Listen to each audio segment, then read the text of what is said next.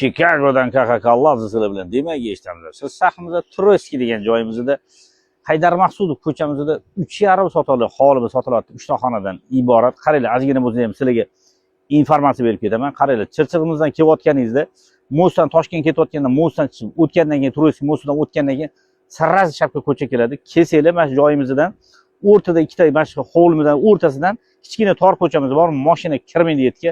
Mashina kirish iloji faqat tiko kirishi mumkin. Boshqa mashinalar kirmaydi. Domdan yaxshi, narxi juda ham shikarat. 36 ming. Sunnatiga ozgina o'tib beramiz. Telefon nomeralarni pastga qo'yib ketamiz. Illa papsa qilish esdan chiqmasin.